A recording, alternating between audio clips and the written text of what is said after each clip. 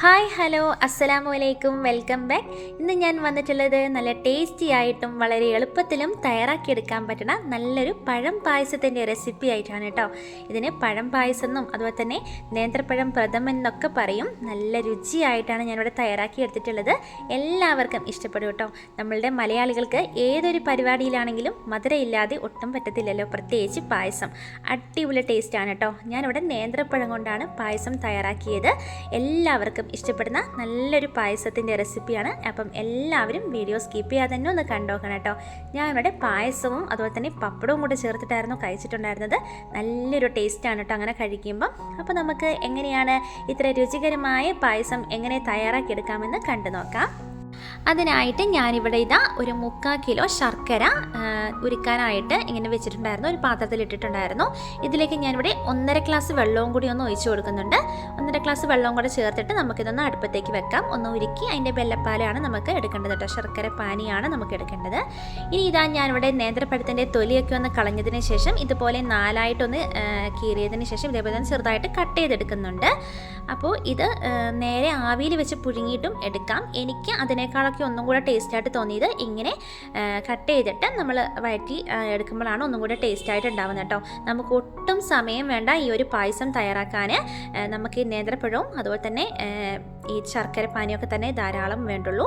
അതുപോലെ തന്നെ നല്ല തേങ്ങാപ്പാലുമാണ് ഇതിന് മെയിനായിട്ട് വേണ്ടത് കേട്ടോ. അപ്പം ഞാനിവിടെ എനിക്ക് അധികം പഴുക്കാത്ത പഴമായിരുന്നു കിട്ടിയിട്ടുള്ളത്.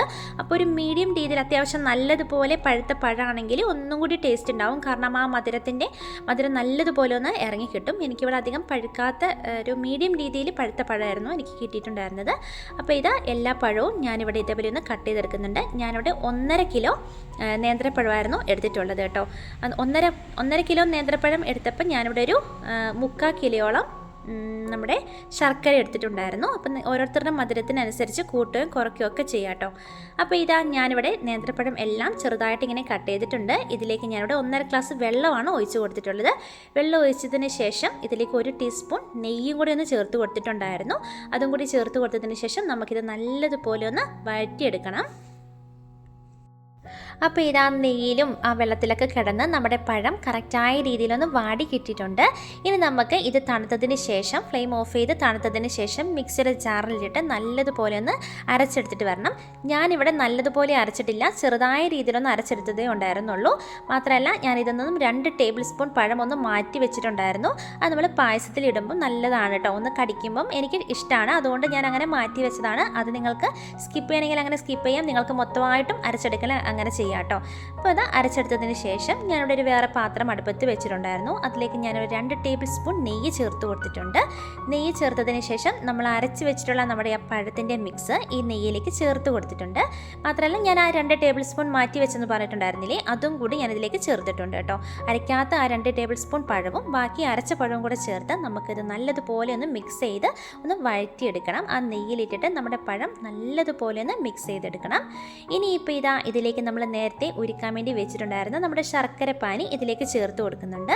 ശർക്കരപ്പാനി ചേർക്കുമ്പം അരിച്ചിട്ട് വേണം ചേർത്ത് കൊടുക്കാൻ വേണ്ടിയിട്ട്. കാരണം കല്ലൊക്കെ ഉണ്ടെങ്കിൽ കടിച്ചിട്ടുണ്ടെങ്കിൽ നമ്മുടെ പായസത്തിൻ്റെ ആ ടേസ്റ്റ് അങ്ങ് പോകും. അപ്പോൾ ശർക്കരപ്പാനിയും കൂടി ചേർത്ത് കൊടുത്തതിന് ശേഷം നമുക്കിത് നല്ലതുപോലെ ഒന്ന് മിക്സ് ചെയ്തെടുക്കണം. നമ്മുടെ പഴവും അതുപോലെ തന്നെ ആ ശർക്കരപ്പാനിയും എല്ലാം കൂടി നല്ലതുപോലെ ഒന്ന് പിടിക്കുന്ന രീതിയിൽ കട്ടകളൊക്കെ ഒന്ന് ഉടച്ചെടുത്ത് നല്ല രീതിയിൽ മിക്സ് ചെയ്തെടുക്കാം. നമ്മൾ നേന്ത്രപ്പഴം വഴറ്റിയതിന് ശേഷം മിക്സിയുടെ ജാറിലിട്ട് നല്ലതുപോലെ അരയ്ക്കണമെന്ന് നിർബന്ധമില്ല. ഇതേപോലെ വഴറ്റിയെടുക്കുന്ന സമയത്ത് നല്ലതുപോലെ വഴറ്റി ഉടച്ചെടുത്താലും മതിയാകും. ഞാനിവിടെ ചെറുതായ രീതിയിലായിരുന്നു മിക്സിയുടെ ജാറിലിട്ട് ഒന്ന് അരച്ചെടുത്തിട്ടുണ്ടായിരുന്നത്. ഇനിയിപ്പോൾ ഇതിലേക്ക് ഞാൻ 2ാം പാലാണ് ചേർത്ത് കൊടുക്കുന്നത്. തേങ്ങാപ്പാലാണ് കേട്ടോ. തേങ്ങയുടെ 2ാം പാലാണ് ഇതിലേക്ക് ചേർത്ത് കൊടുത്തിട്ടുള്ളത്. 2ാം പാലും കൂടി ചേർത്ത് കൊടുത്തതിന് ശേഷം നമുക്കിത് നല്ലതുപോലെ ഒന്ന് മിക്സ് ചെയ്ത് നല്ലതുപോലെ ഏകദേശം ഒന്ന് തിളപ്പിച്ചെടുക്കണം. പഴവും ശർക്കരപ്പാനിയും അതുപോലെ തന്നെ നമ്മുടെ തേങ്ങയുടെ 2ാം പാലും കൂടി ചേർത്തതിന് ശേഷം നല്ലതുപോലെ ഒന്ന് തിളപ്പിച്ചെടുത്തിട്ടുണ്ടായിരുന്നു. ഇനിയിപ്പോൾ അത് നല്ലതുപോലെ തിളപ്പിച്ചതിന് ശേഷം ഇനി ഫസ്റ്റ് പാലിലേക്ക് വീട്ടിൽ ഞാനിവിടെ പൊടിച്ചെടുത്തിട്ടുള്ള ചുക്കുപൊടിയും ചെറിയ ജീരകത്തിൻ്റെ പൊടിയുമാണ് ചേർത്ത് കൊടുത്തിട്ടുള്ളത്. അതുപോലെ തന്നെ ഏലക്ക പൊടിച്ചതും കൂടി ചേർത്ത് കൊടുത്തിട്ടുണ്ട്. അത് നമ്മൾ ഈ ഫസ്റ്റ് പാലിലേക്ക് നല്ലതുപോലെ ഒന്ന് മിക്സ് ചെയ്തെടുക്കണം കേട്ടോ. ചുക്കുപൊടി 1/4 ടീസ്പൂണിനും താഴെയാണ് ചേർക്കേണ്ടത്. അതുപോലെ തന്നെ ചെറിയ ജീരകം പൊടിച്ചത് നിങ്ങൾക്ക് സ്കിപ്പ് ചെയ്യണമെങ്കിൽ സ്കിപ്പ് ചെയ്യാം. ഞാനിവിടെ ഒരു പിഞ്ച് ചേർത്തിട്ടുണ്ടായിരുന്നു. പിഞ്ച് മാത്രമേ ചേർക്കാൻ പാടുള്ളൂ, ചെറിയ ജീരകം കുറച്ച് മാത്രം മതി. അതുപോലെ തന്നെ ഏലക്കപ്പൊടിയും കൂടി ചേർത്ത് ഫസ്റ്റ് പാലിൽ നല്ലതുപോലെ മിക്സ് ചെയ്തതിന് ശേഷം നമ്മൾ നമ്മുടെ ഈ പായസത്തിലേക്ക് ചേർത്ത് കൊടുക്കണം കേട്ടോ. ഫസ്റ്റ് പാലും ഈ പൊടികളും കൂടി നമുക്ക് മിക്സ് ചെയ്തതിന് ശേഷമാണ് ഈ പായസത്തിലേക്ക് ചേർത്ത് കൊടുത്തിട്ടുള്ളത്. ഇനി ഇതിലേക്ക് ഉപ്പ് ചേർത്തിട്ടുണ്ടായിരുന്നില്ല, ആവശ്യമായ ഉപ്പും കൂടി ചേർത്ത് കൊടുത്തതിന് ശേഷം നമുക്കിത് നല്ലതുപോലെ ഒന്ന് മിക്സ് ചെയ്ത് ചെറുതായിട്ട് ഇങ്ങനെ ഒന്ന് ചൂടായി വരുന്ന സമയത്ത് നമുക്ക് ഫ്ലെയിം ഓഫ് ചെയ്ത് കൊടുക്കണം. ഇനി അധികം നമ്മുടെ പായസം തിളപ്പിക്കാൻ വേണ്ടി പാടില്ല. ഫസ്റ്റ് പാൽ ഒഴിച്ചതിന് ശേഷം അധികം തിളപ്പിക്കാൻ വേണ്ടി പാടില്ല കേട്ടോ. ഈ ഒരു രീതിയിലാകുമ്പോൾ നമുക്ക് ഫ്ലെയിം ഓഫ് ചെയ്യാം. അപ്പോൾ തണുക്കുമ്പം പായസം ഒന്നും കൂടെ കുറുകി നല്ല കറക്റ്റായ രീതിയിൽ നല്ല സെറ്റായിട്ട് കിട്ടിക്കോളൂ കേട്ടോ. ഇനി നമുക്ക് നമ്മുടെ പായസത്തിലേക്ക് നമ്മുടെ അണ്ടിപ്പരിപ്പും അതുപോലെ തന്നെ മുന്തിരിയും തേങ്ങ കൊത്തൊക്കെ ഒന്ന് വറുത്ത് ചേർക്കണം. അതിനായിട്ട് ഞാനിവിടെ ഒരു 2.5 ടേബിൾ സ്പൂൺ നെയ്യ് ചേർത്തിട്ടുണ്ടായിരുന്നു. നെയ്യിലേക്ക് അണ്ടിപ്പരിപ്പും അതുപോലെ തന്നെ ഇതേപോലെ ചെറുതായിട്ട് കട്ട് ചെയ്തിട്ടുള്ള നമ്മുടെ തേങ്ങയുടെ കൊത്തും കൂടി ചേർത്തിട്ടുണ്ട്. ഇത് ചേർത്തിട്ട് നമുക്ക് നല്ലതുപോലെ ഇതൊന്ന് വറുത്തെടുക്കണം. ഏകദേശം ബ്രൗൺ കളർ, ഏകദേശം ഒന്ന് ആ തേങ്ങയുടെ കൊത്തൊക്കെ ഒരു ബ്രൗൺ കളർ ആവുന്നതിനും വരെ നെയ്യിലിട്ടിട്ട് നല്ലതുപോലെ മിക്സ് ചെയ്ത് കൊടുക്കണം. നെയ്യ് അത്യാവശ്യം എടുത്താലും നല്ല ടേസ്റ്റാണ് കേട്ടോ. അതിലേക്ക് ഞാൻ മുന്തിരിയും കൂടി ചേർത്തിട്ടുണ്ടായിരുന്നു. ഇപ്പോൾ ഇതാ നമ്മുടെ പായസത്തിലേക്ക് നമ്മളിത് ചേർത്ത് കൊടുക്കുകയാണ് ചെയ്യുന്നത്. അപ്പോൾ ഞാൻ മുന്തിരിയും കൂടി ഏറ്റവും ലാസ്റ്റ് മുന്തിരിയും കൂടി ഒന്ന് ഇട്ടിട്ടുണ്ടായിരുന്നു. മുന്തിരിയും കൂടി ഇട്ടതിന് ശേഷം നമ്മൾ ഈ നെയ്യും നമ്മുടെ അണ്ടിപ്പരിപ്പും തേങ്ങയും അതുപോലെ തന്നെ മുന്തിരിയൊക്കെ നമ്മുടെ ഈ പായസത്തിലേക്ക് ഒന്ന് ചേർത്ത് കൊടുത്തിട്ടുണ്ട് കേട്ടോ. നമ്മുടെ പഴം പായസം ഇവിടെ റെഡി ആയിട്ടുണ്ട്. ഈ ഒരു ലാസ്റ്റ് ചേർക്കുന്ന ഈ നെയ്യിൻ്റെ ഈ സംഭവം കൂടെ ചേർക്കുമ്പം പായസത്തിൻ്റെ ടേസ്റ്റ് പിന്നെ പറയണ്ട, പെർഫെക്റ്റ് ആണ് കേട്ടോ. അപ്പം എല്ലാവരും വീട്ടിൽ ഇതുപോലെ തന്നെ തയ്യാറാക്കി നോക്കണം. നമ്മുടെ ഓണത്തിന് നല്ലൊരു പഴം പായസം കൂടെ ഉണ്ടെങ്കിൽ പിന്നെ നല്ല അടിപൊളിയായിരിക്കും. സദ്യ കഴിച്ചു കഴിഞ്ഞാൽ എല്ലാവർക്കും ഒരു മധുരം കഴിക്കൽ നിർബന്ധമാണല്ലോ അല്ലേ. അപ്പോൾ അത് ഈ ഒരു പായസം ആയിട്ടുണ്ടെങ്കിൽ നല്ല ടേസ്റ്റാണ്.